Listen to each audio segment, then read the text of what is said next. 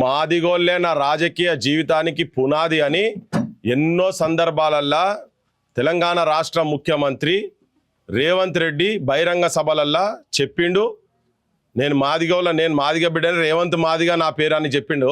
నాయన రేవంత్ రెడ్డి, నువ్వు ఇప్పుడు లండన్లో ఉన్నావో లేకుంటే మరి అమెరికాలో ఉన్నావో ఏడానో తెలియదు, కానీ ఒక తెలంగాణ మాదిగ బిడ్డ చిట్యాల గండ్ర సత్యనారాయణ ఆయనకును ఆయన అనుచరుల చేతుల మీద ఒక journalist, registered journalist, accreditation card ఉన్నటువంటి జర్నలిస్టు మీద రాత్రి 10:30కు వచ్చి భార్యాభర్తలు ఇద్దరే ఇంట్లో ఉన్నప్పుడు ఒక న్యూస్ రిపోర్ట్ తన చేసిండని చెప్పి వచ్చి, ఇంత జంగల్ రాజ్ అంటే ఏమో అనుకున్నాం కానీ ఇక వచ్చి ఇళ్ళ కాడికి వచ్చి జర్నలిస్టుల మీద ఘోరంగా కొట్టి చచ్చిపోయింది అనుకొని వదిలేసి పోయి భార్యను కూడా నోరు బట్టి కుతిక బట్టి ఇట్లా బట్టి మాట రాకుండా చేసి ఇద్దరిని అడ్డగులుగా గోలుగా కొట్టిపోయినరు.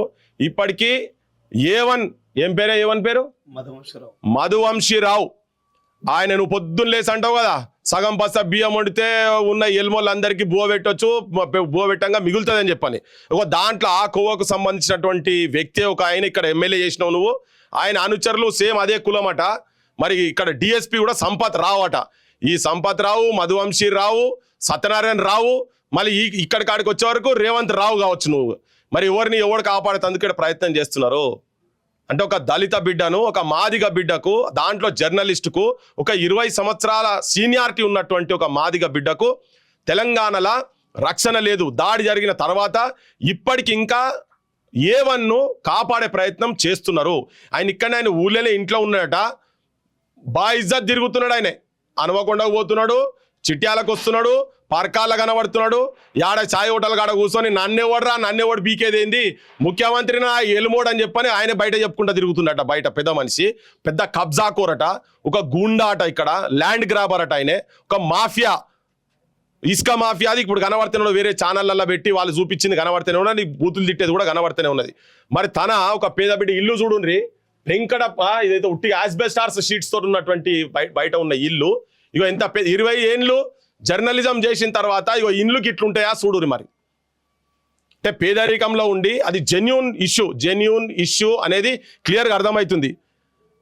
ఏదున్నా తనకేమైనా ఇబ్బంది ఉండి తన చేసిన రిపోర్టింగ్ తనకు నచ్చకుండా ఉంటే పోలీసు వాళ్ళకి కంప్లైంట్ చేయాలి.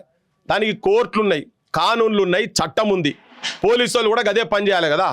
కానీ ఎమ్మెల్యే ఉన్నాడని ఇప్పుడు ఒక ఎమ్మెల్యే చెప్తాడు, మా మీదెవడికన్నా వస్తే వేసేస్తాం రా, నరుకుతాం రా అని చెప్పిండు గుండా ఎమ్మెల్యే ఆడ కరీంనగర్ ఆయనే.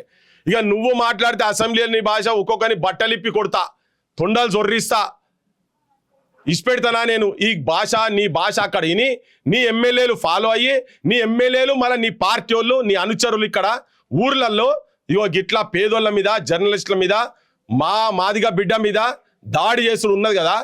ఇది మొత్తం తెలంగాణ సమాజం మొత్తం చూడాల్సిన అవసరం ఉన్నది. తెలంగాణ సమాజం మొత్తం స్పందించాలి. నేను మొత్తం మాదిగ సంఘాలకు చెప్తున్నా, బహుజన సంఘాలకు చెప్తున్నా, అగ్రకులాలలో ఉన్నటువంటి ప్రోగ్రెసివ్ థింకింగ్ ఉన్నటువంటి వాళ్ళకు కూడా చెప్తున్నా. ఈవెన్ అయ్యా యాడున్నారు మీరు, హైదరాబాద్లో కూర్చొని ఉట్టిగా రాసుడు కాదు, పెద్ద మనుషులందరికీ చెప్తున్నాము. పెద్ద పెద్ద పత్రికలలో రాసేటోళ్ళు ఉన్నారు కదా, మీ సంఘాలు ఏం చేస్తున్నాయి మాతోని మళ్ళీ మీ సంఘాల గురించి మాట్లాడిపియకుర్రి. మీరు ఎంక్వైరీ చేసుకొని రావాలి. ఇప్పటికే ఏ రోజు అయింది ఇది. హలో, నమస్తే అండి సార్. ఎమ్మెల్యే సార్ మీటింగ్ లో ఉన్నారు, సిఎల్పి ఆఫీస్ లో ఉన్నారు, అసెంబ్లీలో ఉన్నారా? అవునవునా.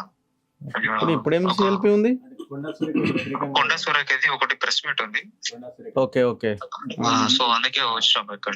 మేము సార్ గుర్తు చేస్తాం, మేము అయిపోయి. ఎంత టైం పడుతుంది? మేము 1 hour 2 hours పడేటట్టు. మేము భూపాలపల్లిలోనే ఉన్నాం, ఒకసారి చెప్పండి కదా.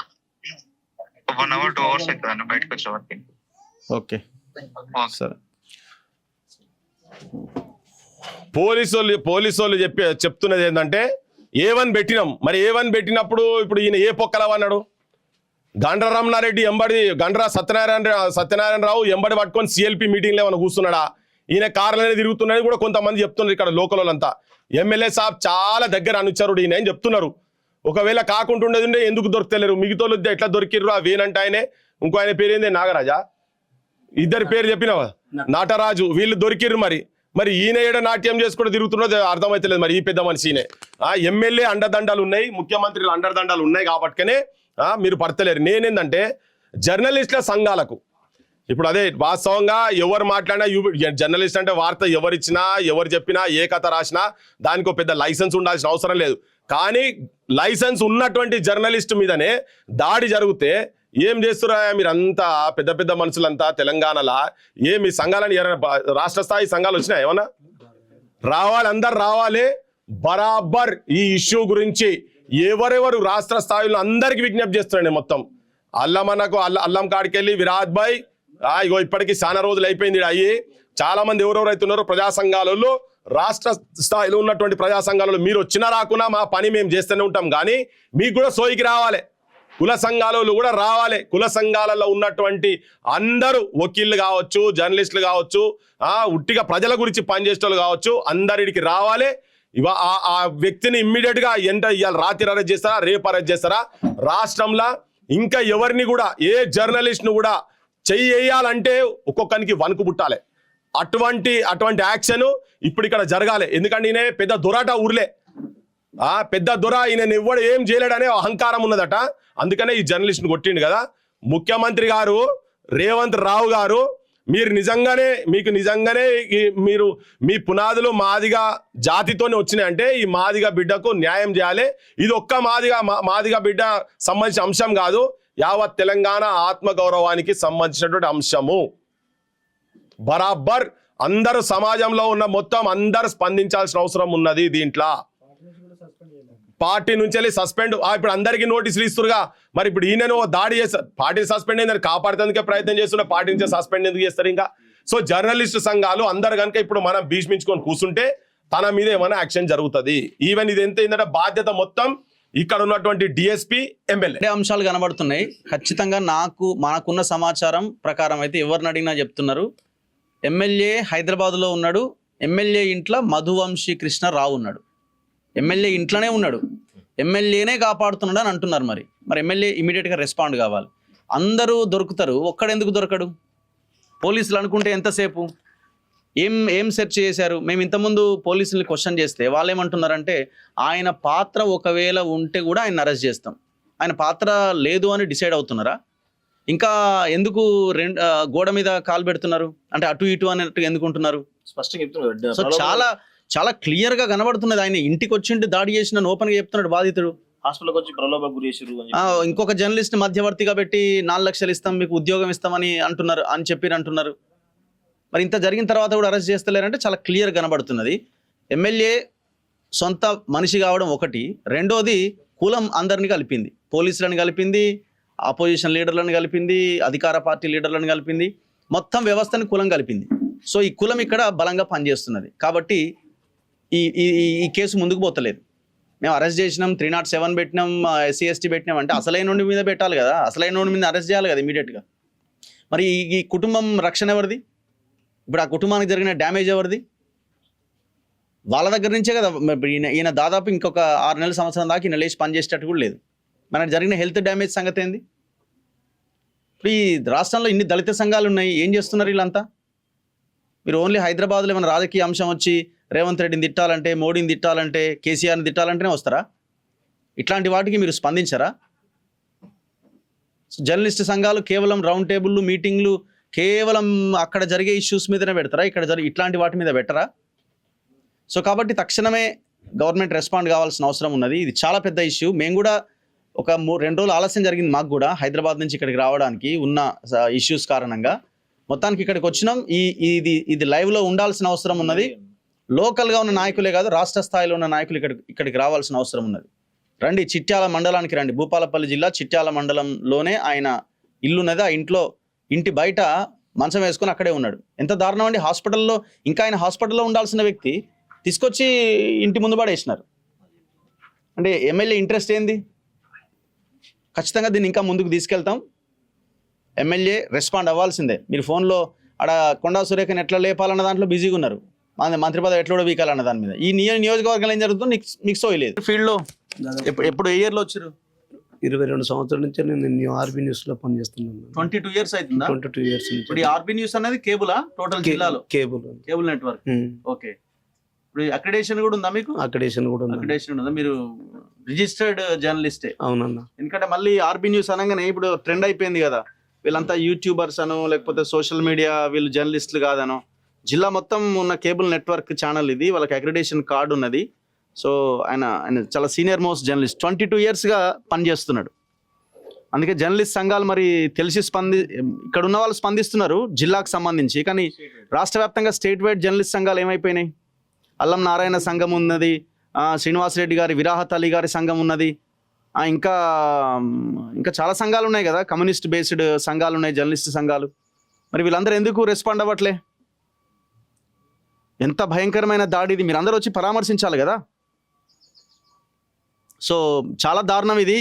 ఈ పర్టికులర్గా ఇక్కడైతే కులం అన్న అంశమే ప్రధానంగా కనబడుతున్నది. కులం లేదు అంటున్నాం కదా, మొత్తం ఆల్ ఇక్కడ ఉన్న ఎమ్మెల్యే సేమ్, డిఎస్పీ సేమ్, దాడి చేసిన కూడా అదే కులానికి సంబంధించిన వాళ్ళు కాబట్టే అతన్ని కాపాడే ప్రయత్నం చేస్తున్నారు. సో 22 yearsగా మీరు ఫీల్డ్లో ఉన్నారు, రేషన్ కార్డ్ షాప్లో ఉన్నారు. ఓకే. సో ఇప్పుడు నిలబడడానికి కూడా ఛాన్స్ లేదన్న, నిలబడి బాగా దెబ్బలు కొట్టినారన్న. సో మీ చైర్మన్ ఎవరు? రమేష్ బాబు అన్న. రమేష్ బాబు. వాళ్ళు బాగా అన్న, పట్టించుకుంటున్నారా? బాగా సపోర్ట్ చేస్తున్నారు అన్న. ఇంతకుముందు ఇన్కేబుల్ ఉన్నప్పుడు ఇన్కేబుల్ ఓకే. ఆయన కూడా దాదాపు 2 days నా వైపున తిరిగి ఎమ్మెల్యే గారితో కూడా చెప్పిన సీరియస్గా, ఇది వరకు కూడా. అందరికీ నమస్కారం. సో ఇప్పుడు మాదిగా బిడ్డ జర్నలిస్టు, బడుగు బలహీన వర్గాలకు సంబంధించిన జర్నలిస్ట్ ఎవరైతే ఉన్నారో గత 22 సంవత్సరాలుగా జర్నలిజం వృత్తిలో ప్రజా సమస్యలపైన మాట్లాడుతున్నటువంటి వ్యక్తి, కొట్లాడుతున్నటువంటి వ్యక్తి. సో ఇప్పుడు ప్రధానమైనటువంటి పాయింట్ ఏంటంటే ముక్కిరాల మధువంశీ రావు ఎవరైనా అంటే ఈయన భూపాలపల్లి, జయశంకర్ భూపాలపల్లి జిల్లా కాంగ్రెస్ పార్టీకి సంబంధించినటువంటి జనరల్ సెక్రటరీ. ఎప్పుడు అపాయింట్ అయ్యింది ఈయన అంటే 9 April 2026, అంటే దాదాపు 4 నెలల క్రితం అపాయింట్ అయ్యిండు. ఒకసారి ఆయన పేరు కూడా మీకు చూపించాలి. ఈయన ముక్కిరాల, ఇది 7th, ఇది ఆర్డర్, తెలంగాణ కాంగ్రెస్ పార్టీ ఇచ్చినటువంటి ఆర్డర్. ఇది తెలంగాణ ప్రదేశ్ కాంగ్రెస్ పార్టీ ఇచ్చినటువంటి ఆర్డర్. ఇది దీనిలో ఒకసారి మీరు కరెక్ట్గా చూసినట్లయితే 7వ number ముక్కిరాల Madhuvamsi general secretary, Bhupalpally జిల్లాకు సంబంధించినటువంటి డిసిసి జనరల్ సెక్రటరీ. సో ఈయన గత కొంతకాలంగా ఎవరైనా అంటే ఈయన గండ్ర సత్యనారాయణరావు సంబంధించినటువంటి అనుచరుడు అని చెప్పేసి చాలా స్పష్టంగా తెలుస్తూ ఉంది. ఒక జర్నలిస్ట్ పైన వార్తలు కవర్ చేసినందుకు దాడి చేయడమే కాకుండా ఇక్కడ అనేక రకాలైనటువంటి ఆ మధువంశీ రావు పైన అనేక రకాల భూకు సంబంధించినటువంటి భూ కబ్జాలకు సంబంధించినటువంటి ఆరోపణలు ఉన్నాయి. ఆయనకు అండగా ఈ స్థానిక సంబంధించినటువంటి పోలీస్ డిపార్ట్మెంట్ మొదలు పెట్టుకుంటే మొత్తం ప్రభుత్వం నుంచి వ్యవస్థలన్నీ కూడా ఆయన కంట్రోల్లో ఉన్నట్టుగా తెలుస్తోంది. చిట్యాల జిల్లాలో ఆయన చెప్పిందే వేదం అనే విధంగా వ్యవస్థలన్నీ కూడా ఆయన కంట్రోల్లో పెట్టుకొని ఈరోజు భూ కబ్జాలకు పాల్పడుతున్న విషయం చూస్తాను. అయితే ఇక్కడ దాడి జరిగింది స్పష్టంగా ఈ బిడ్డ చెప్తున్నారు, పుల్ల రవి గారు చెప్తున్నారు, చాలా స్పష్టంగా చెప్తున్నారు, నా మీద మధువంశీ దాడి చేసి చెప్తున్నారు. ఎఫ్ఐఆర్ ఫైల్ అయింది, A1గా మధువంశీ పేరు కూడా ఉన్నది అని చెప్పేసి కూడా చాలా స్పష్టంగా సిఏ గారితో మేము మాట్లాడినప్పుడు సిఏ గారు కూడా చెప్పడం జరిగింది.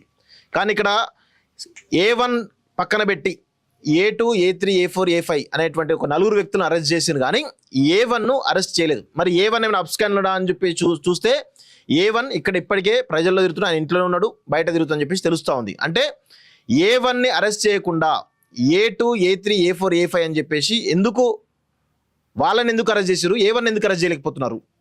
చాలా స్పష్టంగా ఈరోజు ఇంకా కొన్ని రోజులైతే పుల్ల రవి గారి పైన ఇంకా ఇబ్బందులు పెట్టే కార్యక్రమం జరుగుతుంది. ఆయన హాస్పిటల్ ఉన్నప్పుడే దాదాపు 5 లక్షల రూపాయలు ఇస్తాము, కార్పొరేట్ ఆసుపత్రిలో వైద్యం చేపిస్తాము, మీకు ఏదైనా ఉద్యోగం కూడా ఇప్పిస్తామని చెప్పేసి చాలా స్పష్టమైన హామీలు ఇచ్చారు. ఎందుకు ఇచ్చారు?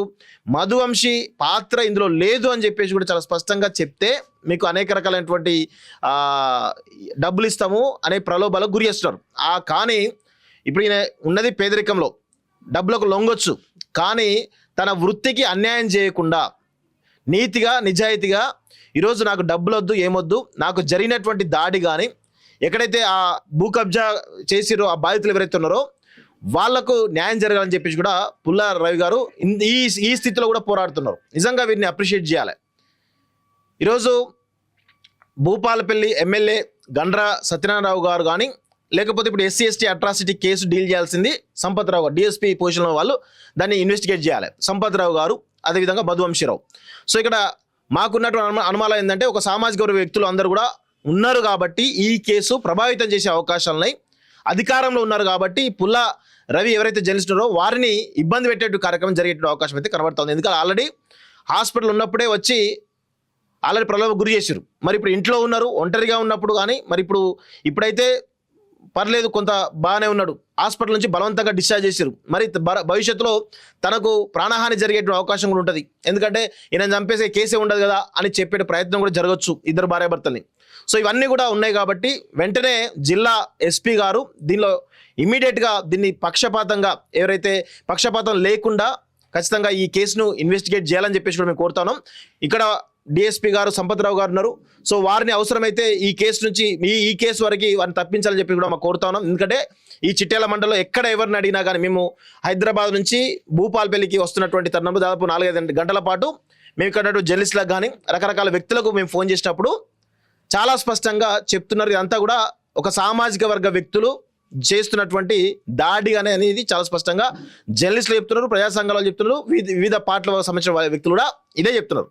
సో మాకున్నటువంటి అనుమానాలు ఇవి. దయచేసి ఈ అనుమానాలు నివృత్తి చేసే విధంగా ఎస్పీ గారు వెంటనే ఇన్వాల్వ్ అయ్యి నిష్పక్షపాతంగా ఈ కేసును ఇన్వెస్టిగేట్ చేసే విధంగా మీరే డీల్ చేయాలని చెప్పేసి కూడా మేము కోరుతా ఉన్నాం.